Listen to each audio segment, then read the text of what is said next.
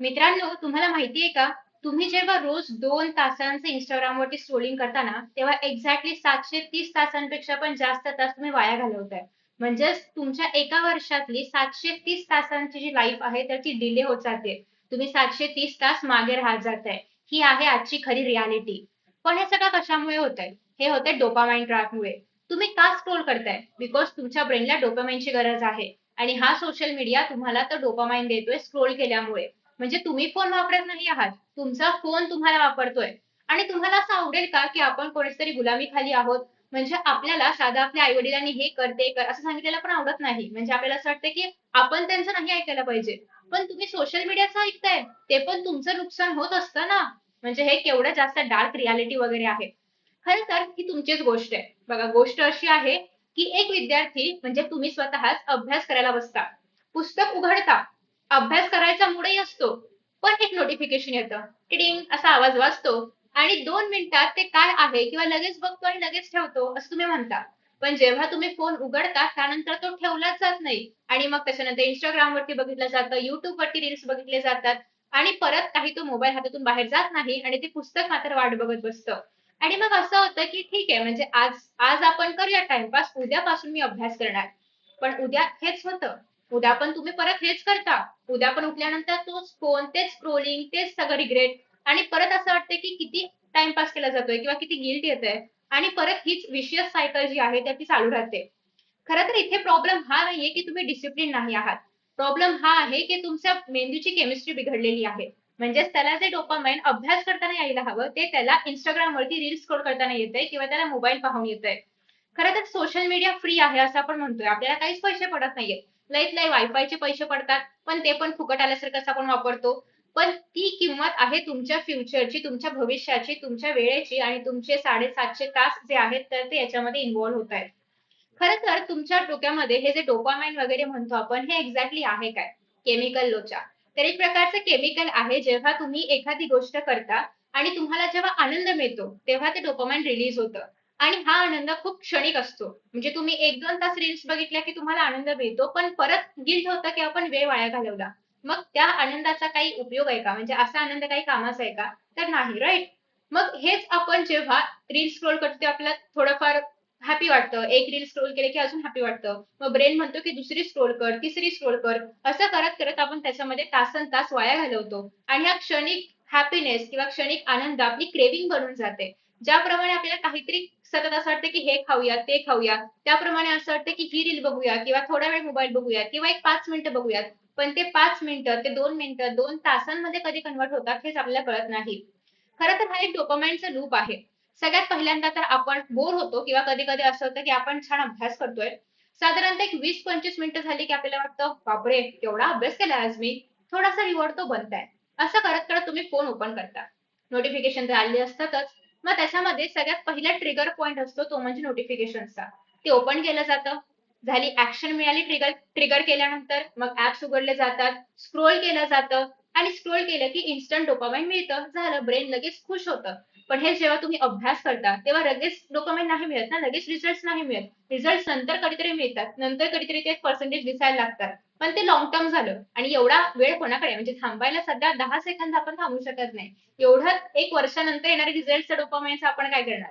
So त्यामुळेच हे जे प्रत्येक मिनिटाला, प्रत्येक सेकंदाला डोपामाइन हवं असतं ना, ते आपल्याला यातून मिळतं.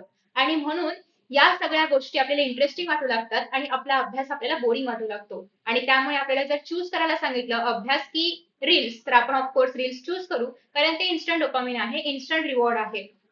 आणि हाच खरं तर ट्रॅप आहे डोपामिनचा आणि यात तुम्ही अडकत चाललाय.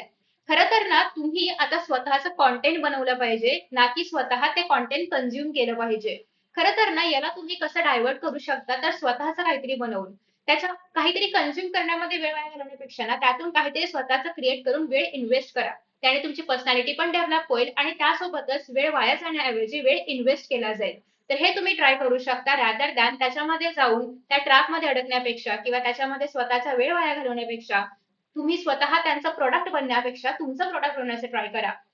खरं तर याच्यामुळे आपल्या ब्रेनवरती खूप मोठ्या प्रमाणात परिणाम होतो. आपलं ब्रेन एक्झॅक्टली कसं काम करतं आणि याने आपल्या ब्रेनवरती कसा परिणाम होतो हे मी डिटेलमध्ये या व्हिडिओमध्ये शेअर केलेलं आहे. नक्की चेकआउट करा. कारण यामध्ये आपण ए टू झेड आपल्या ब्रेनविषयी सगळं बघितलेलं आहे. अभ्यास का लक्षात राहत नाही इथपासून लक्षात ठेवायला काय केलं पाहिजे, इथपर्यंत मी सगळं काही सांगितलेलं आहे. आय होप की तुम्ही तो व्हिडिओ पाहिला असेल. नसेल पाहिला तर नक्की चेकआउट करा. खरं तर हे जे काही शब्द आहेत ना, प्री फ्रंटल कॉर्टेक्स, हे सगळ्या शब्दांबद्दल आपण त्याच्यामध्ये डिस्कशन केलेलं आहे.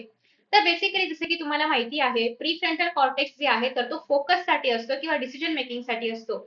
आणि याच्यामुळे जर आपला अटेन्शन स्पॅन कमी असेल ना, तर हा बिचारा कामच करत नाही, हा वीक होऊन जातो. आणि मग त्यामुळेच आपल्या काही लक्षात राहत नाही. आता 5 मिनिटापूर्वी आपण काय वाचलं हेही आपल्याला आठवत नाही. परीक्षेमध्ये आपण ब्लँक होतो. या सगळ्या गोष्टी याच्यामुळे होतायत, अटेन्शन स्पॅन कमी झाल्यामुळे. आणि हे कशामुळे होतंय? हां, ते तुम्ही जे स्क्रोलिंग करता ना त्याच्यामुळेच होतंय. सो त्याच्यामुळेच आपल्याला सध्या गरज आहे ती म्हणजे ब्रेन रिवायरिंगची आणि ते कसं करायचं हे मी त्याच व्हिडिओमध्ये सांगितलेलं आहे. खरं तर अभ्यास करण्याचं मोटिवेशन कमी होत चाललंय किंवा त्यातून मिळणारा आनंद कमी होत चाललाय, इंटरेस्ट कमी होत चाललाय आणि म्हणून आपण या रील्स किंवा या डोपामाइन ट्रॅपमध्ये अडकत चाललेलो आहोत. मग आता यातून बाहेर पडण्यासाठी एक्झॅक्टली करायचं काय आहे ते म्हणजे डोपामाइन डिटॉक्स करायचं आहे. म्हणजेच काय तर तुम्हाला सुरुवातीपासून ट्राय करायचं आहे. आता लगेचच 2 तास तर होणार नाही दॅट आय नो. मग तुम्ही काय करू शकता, की साधारणतः असं डिसाईड करा, की 1 तास मी अजिबात फोन बघणार नाहीये किंवा ॲटलीस्ट 1 तास तरी फोनला हात नाही लावायचा. मग दुसरं काही पण करा. अभ्यास होत नाहीये, ठीक आहे. जाऊन बाहेर फिरून या किंवा फक्त बाहेर खिडकीतून बघत बसा किंवा दुसरं काहीतरी पुस्तक वाचा. पण मोबाईलला हात नाही लावायचे. हे फक्त 1 तास करून बघा. हे चॅलेंज आहे तुम्हाला. आणि परत-परत तुम्हाला हे 1चं 2 तास करायचंय, 2चं 3 तास करायचंय आणि एक असा दिवस येईल ना, की तुम्हाला पूर्ण 1 दिवस, पूर्ण 24 तास विदाऊट फोनला टच करता फोनमध्ये लॅपटॉप-बिपटॉप सगळं आलं. म्हणजे फोनला बाजूला ठेवायला आणि लॅपटॉपवरती ओपन करून रील्स वगैरे बघायला हे असले उद्योग नाही करायचे. फुल स्क्रीनलाच बंद ठेवायचं आहे. मग फोन, लॅपटॉप, टॅबलेट-बिबलेट जे काही असेल ते. ठीक आहे? सो हे सगळं बंद ठेवायचं आहे. त्यानंतर सगळ्यात महत्त्वाचा ट्रिगर पॉइंट जो आपला होता तो म्हणजे नोटिफिकेशनचा. तो तर तुम्हाला बंदच ठेवायचा आहे. तुम्हाला जेव्हा हवं असेल तेव्हा फोन ओपन करता आला पाहिजे. कोणीतरी नोटिफिकेशन पाठवलं किंवा कोणाला तरी म्हणजे कोणीतरी मेसेज पाठवला किंवा काहीतरी झालं म्हणून तुम्ही फोन ओपन करून बघताय नाही. अंटिल आणि अनलेस तो मेसेज खूप जास्त इम्पॉर्टंट नाहीये.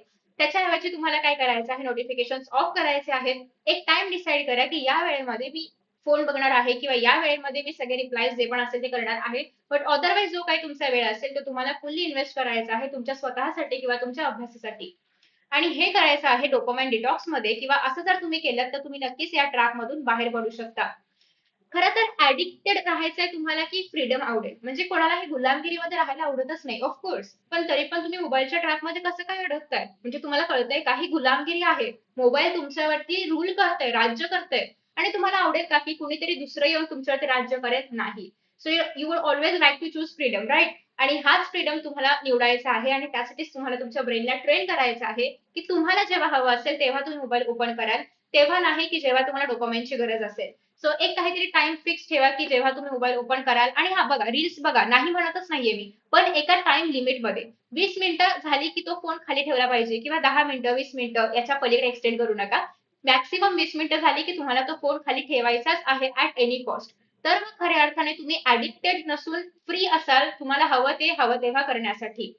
अजून काही प्रश्न असतील तर नक्की खाली कमेंट बॉक्समध्ये विचारा. आय होप की तुम्हाला हा व्हिडिओ आवडला असेल आणि या ट्रॅपमध्ये ज्याच्यामध्ये तुम्ही अडकलेले आहात यातून लवकरच बाहेर पडाल आणि या ज्या काही टिप्स मी सांगितल्या त्या तुम्हाला आवडल्या का नाही हे पण नक्की खाली कमेंट बॉक्समध्ये सांगा. Thank you so much for watching आणि अर्थात शेअर तुम्ही करणार आहातच. लाईक केलं नसेल तर करू शकता. सबस्क्राईब पण करून टाका म्हणजे नेक्स्ट टाइम जेव्हा मी अशा प्रकारचे व्हिडिओज अपलोड करेन तेव्हा तुम्हाला नोटिफिकेशन मिळत राहील. Thank you so much and see in the next session. Bye.